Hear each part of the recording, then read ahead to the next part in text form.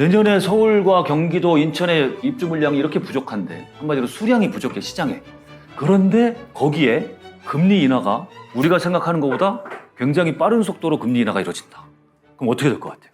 그럼 우리가 지금 생각하는 것보다 굉장히 빠른 속도의 큰 상승이 일어날 수도 있다라는 거예요. 일단 서울이 제일 그렇죠. 보세요. 대략적인 필요 물량이 있고요. 한 해 새 아파트 필요 수량이 있고. 그런데 작년부터 보세요. 작년 4만 세대 미만. 올해 3만 세대. 내년이 최악이죠. 내년에 17,000세대. 이거 도시형 생활주택까지 다 친 거거든요, 이게. 2025년도, 2025년까지는 확정이거든요, 지금. 이미 분양을 다 했으니까. 입주 물량이 그동안 큰 영향을 못 미쳤긴 했습니다만, 저는 이렇게 생각합니다. 입주 물량 과다나 입주 물량 부족이 어떤 다른 큰 요인하고 딱 두 가지만 맞아 떨어지면 아주 큰 위력을 발휘합니다. 예컨대 내년에 서울과 경기도, 인천의 이 입주 물량이 이렇게 부족한데, 한마디로 수량이 부족해, 시장에. 살 사람은 100명인데 물건은 90개밖에 없는 거예요. 실제 상황이. 그런데 거기에 만약에 금리 인하가 우리가 생각하는 것보다 굉장히 빠른 속도로 금리 인하가 이루어진다. 그럼 어떻게 될 것 같아요? 그럼 우리가 지금 생각하는 것보다 굉장히 빠른 속도의 큰 상승이 일어날 수도 있다라는 거예요. 그런 지역적으로 그런 어떤 지금 조건, 컨디션을 갖추는 지역들이 생각보다 꽤 보입니다. 서울은 그 중에 대표적인 지역이에요. 네. 서울에 한 해에 아파트가 17,000세대밖에 입주를 안 한다는 거는 굉장한 사건이에요, 여러분. 사건. 정말. 한 번도 못 봤습니다. 지난 20년 동안. 그리고 서울은 서울 자체만 보면 안 되고 당연히 경기, 인천 같이 봐야 되는데, 사실 서울의 가격에 인천은 영향을 줄까요, 안 줄까요? 크게 영향을 주진 못하죠. 근데 경기에 좀 서울에 인접한 지역들, 그죠? 거의 서울이라고 볼 수 있는 지역들의 입주 물량은 중요합니다. 어쨌든 서울 이렇게까지 줄어들고 있다라는 거 알고 계시고, 경기도, 네, 마찬가지입니다. 경기도는 지난 2018년도에 입주 물량 과다 정점을 찍고 계속 줄어들고 있는데, 보시다시피 올해, 내년, 후년 가면서도 물량이 저렇게, 저 추이가 중요해요. 추이가 계속적으로 떨어져서 그게 누적된다라는 거. 그게 중요하고, 특히 경기도의 일부 지역들, 수원이라든지 뭐 일부 지역들은 내년, 후년, 2년 동안 입주 물량이 매우 부족한 지역들이 지금 보입니다.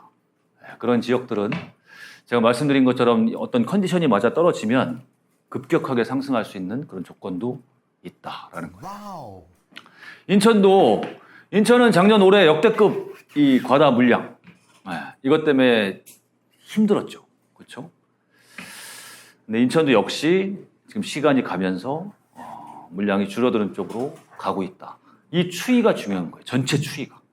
그래서 서울 수도권은 제가 보기에 물량적인 측면은 지금 상승을 할 수 있는 조건에 굉장히 가까워지고 있다라고 이제 보여지고요. 근데 지방광역시도 지금 대부분 마찬가지입니다. 지금 뭐 시장에서 가장 주목받고 있는 대구는 작년, 올해, 내년까지, 원래 시장에 필요한 물량의 어마어마한 초과 물량이 지금 이루어지고 있어서, 게다가 대구는 2011년부터 올랐거든요. 실제 매매 가격이 이렇게 올랐어요. 너무 많이 오른 상태에서 공급 과다. 이게 이제 한마디로 폭락의 조건이죠. 그래서 지금 폭락을 했고, 이미. 해서 원래 내년까지 물량이 이렇게 많아서 올해 안에 반등하기는 어렵지 않겠느냐라고 판단을 했었었는데, 근데 실제로 현장에서는 뭐라 그럴까요? 이 공급 물량적인 것도 중요하지만 가격적인 게 더 중요했던 거죠. 충분히 떨어졌다. 15억짜리가 9억에 살 수 있으니까 사겠다라는 거예요. 돈 들고 있는 사람들, 갈아타기 할 사람들은 사겠다. 대구도 이렇게 하락하는 추세로 가고 있다. 부산도 마찬가지입니다. 부산도 최근까지는 필요 물량보다 좀 많이 누적되어 왔는데, 이걸 소화하느라고 좀 쉽진 않았죠. 근데 내년, 후년 가면서 급격하게, 대한민국 제2의 도시도 물량이 매우 부족한 이런 시기로 간다. 그래서 저는 부산도 주목하고 있어요. 여기 부산 혹시 계세요? 부산 사시는 분? 부산 경남 사시는 분 안 계세요? 그쪽에서까지는 못 오셨구나.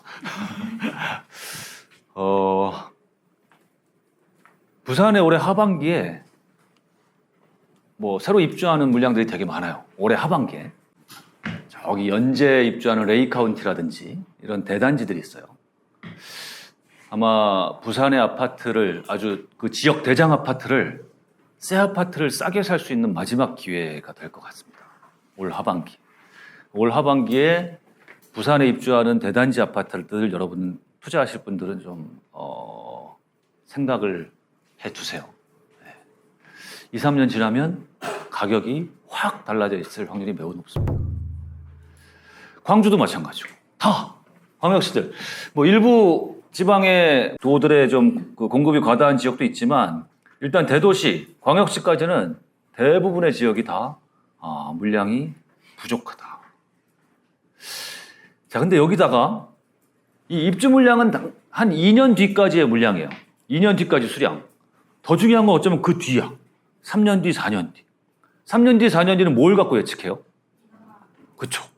지금 실제로 사업을 하겠다고 지자체에 인가 허가 받아야 돼요. 그죠?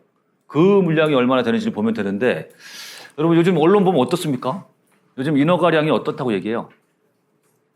거의 역대 최저라고 얘기합니다. 왜? 왜 역대 최저일까요?